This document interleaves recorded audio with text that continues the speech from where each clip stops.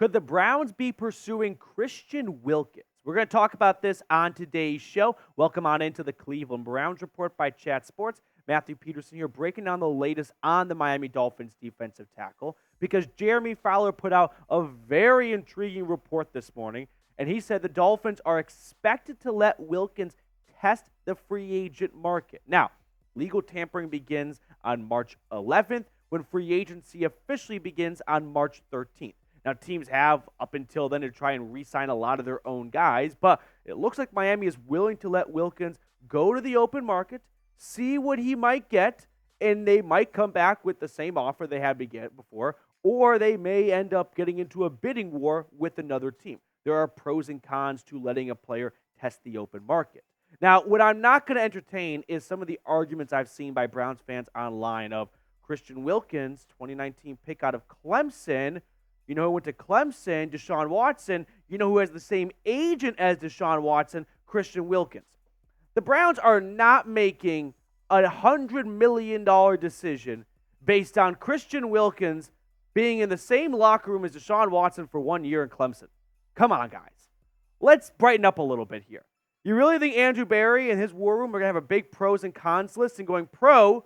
Christian Wilkins and Deshaun Watson used to go to the same cafeteria in Clemson. They could probably bring that over to Cleveland. Now, stop it. I understand it's fun to connect the dots of players having a past, but if the Browns weren't going to re-sign DeAndre Hopkins, who actually played on the same side of the football as Deshaun Watson, in the NFL, they are not going to be moved by a couple Clemson Tigers with the same agent. Take our money. Done deal. You got it, Christian. Now, here's what Jeremy Fowler wrote. Houston is intriguing here on Christian Wilkins. The Texans have ample cap space, a quarterback early on a rookie deal, and a playoff roster. There will be several teams in the mix, though. The Browns are always good for a splash or two, for instance. Would they strengthen an already stout defense with the versatile defensive tackle? Now, there's definitely some truth to Christian Wilkins being versatile, right? 9 sacks last season as an interior defensive lineman. He hops around the defensive line, so the Browns can definitely, Jim Schwartz could have a field day with putting Christian Wilkins, Myles Garrett, and whoever else is on this defensive line all over the board. But ultimately, this gets one Bernie head for me. And it's getting one Bernie head because the Browns with Andrew Berry are somewhat always going to be in the mix for a star player if they were to hit the open market, because Jimmy Haslam has no problem spending money. His new favorite hobby is writing blank checks. And that's a great strength to have as an owner. So because the Browns are always open for business, yeah, they're going to have, I'm sure, a level of interest in Christian Wilkins. But I think that interest might quickly decline when they see how much it costs to get him. Spotrac came out with contract projections for all the marquee free agents, and I think it's a good-ish baseline. They think Christian Wilkins is going to get a 4-year, $80 million contract. That's an average of $20+ million a season. I think that's way too late. I think Christian Wilkins is going to argue to become the second highest paid defensive tackle after Aaron Donald. So I think we're looking at a 5-year, $120.5 million contract. That's an average of $24.1 million a season. Could the Browns theoretically swing this? Yeah, they would have to restructure Deshaun Watson's contract, probably either restructure or extend Amari Cooper or Nick Chubb's contract. Like, they would have to move some money around.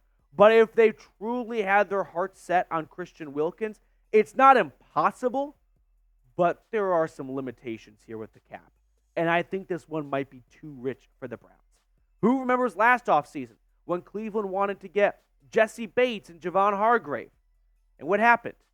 Jesse Bates got a $64 million contract from the Falcons. Javon Hargrave got a near $100 million from the 49ers. And what did the Browns do? Well, they settled, right? They went with Juan Thornhill and Dalvin Tomlinson. 2 guys at the exact same positions for almost half the cost. I think that's what we're going to see here. But let me know, do you want to sign Christian Wilkins? I would love to sign Christian Wilkins. I would also love $1 million. So Andrew Berry and Haslam, if you're watching, feel free to sign me. But I don't think we're going to see Christian Wilkins suit up in brown and orange next season. I just feel like his market's going to be way too rich for the Browns and what they can afford. I also think we have a bit of a pattern with Andrew Berry and the Browns.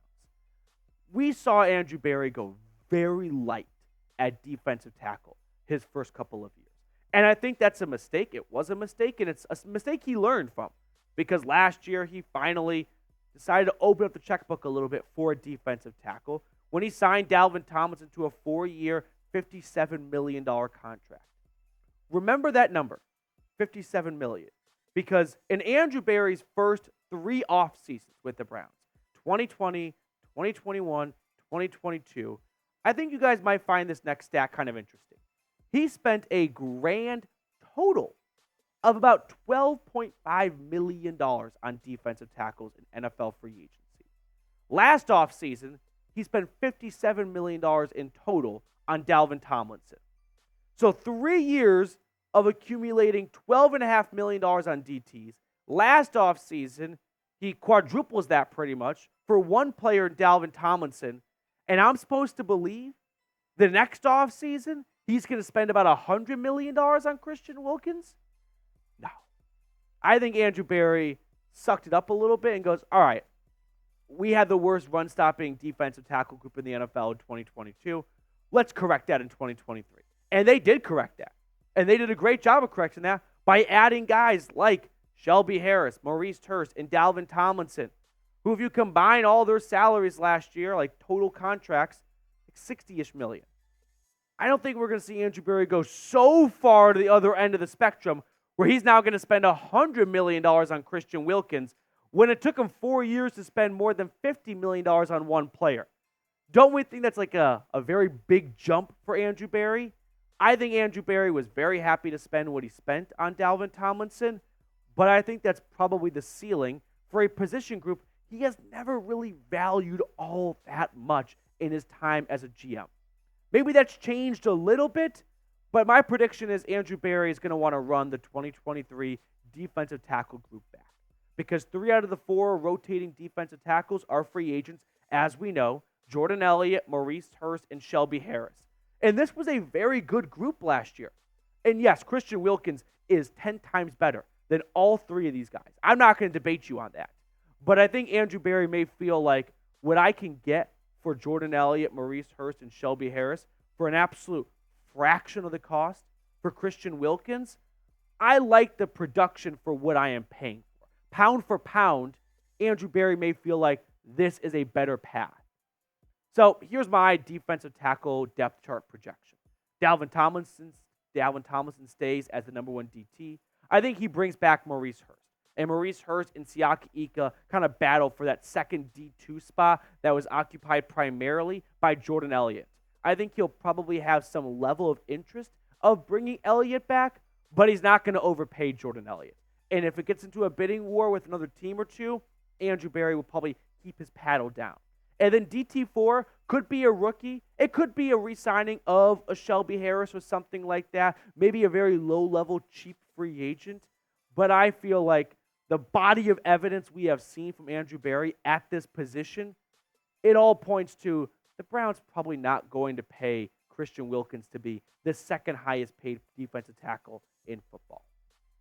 Let's switch gears and talk about some other NFL Combine rumors, as Jeremy Fowler put out an article this morning filled with juicy notes and nuggets, and I wanted to share this one on Mike Evans. The Bucs would like to have him back and haven't given up hope, but the belief is that Evans will at least test the market during the negotiating period to see what else is out there. Similar to Christian Wilkins, I think the Browns are going to make some phone calls. They may make an offer for Mike Evans, but I ultimately think Cleveland will probably get outpriced on this, right?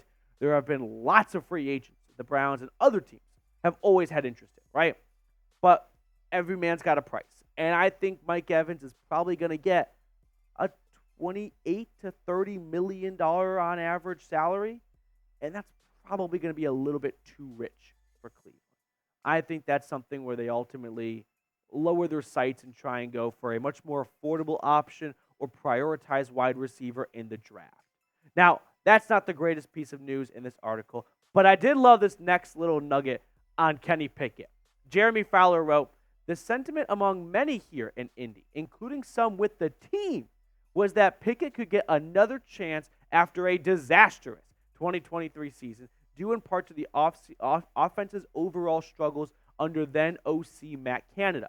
There's also little doubt Pittsburgh will bring in quarterback competition, which could spark a Mason Rudolph re-signing. This is glorious because the Pittsburgh Steelers, from a front office standpoint and a fan base standpoint, are experiencing something that almost every other team in the NFL has experienced in the last 20 years. Quarterback carousel. They had no idea what it was like to go in every other offseason or so looking for a new quarterback. They were baby and spoiled by having Ben Roethlisberger. And then when Roethlisberger retires, they use a first-round draft pick on Kenny Pickett. And that kind of buys the entire fan base some time of, all right, we're fine. We use a first-round pick on a quarterback. First-round pick quarterbacks are usually good, so we're going to pick up where we left off. We're not going to skip a beat. We're not going to enter what the Browns went through of looking for a new quarterback every single year. Oh, no. I think they are about to make a big mistake, and they may never have a better option. They're picking late in the first round. They're not going to be anywhere near the range of even trading up for a quarterback if they wanted to. So they could settle for a Bo Nix, a Michael Penix, maybe in round 2. But I think the Steelers are in a tough spot where, hey, kudos to them. They won a lot of football games last year. They slipped into the playoffs at the last moment. It's better to make the playoffs than miss the playoffs. But I think they're about to enter that quarterback purgatory hell where you don't quite have the guy and you don't quite have the means to go get the guy. It's not like Ben Roethlisberger was the 25th overall pick in the draft. And I'm very much excited for Steelers fans to embrace what the rest of the league has gone through, minus pretty much the Patriots, but now they're entering it too, which is quarterback carousel, talking yourself into the guy, being the guy, and then that guy not being the guy a year later. All right, if you hate the Steelers, spam F-Pit down below in the comment section. Double up here on the camera.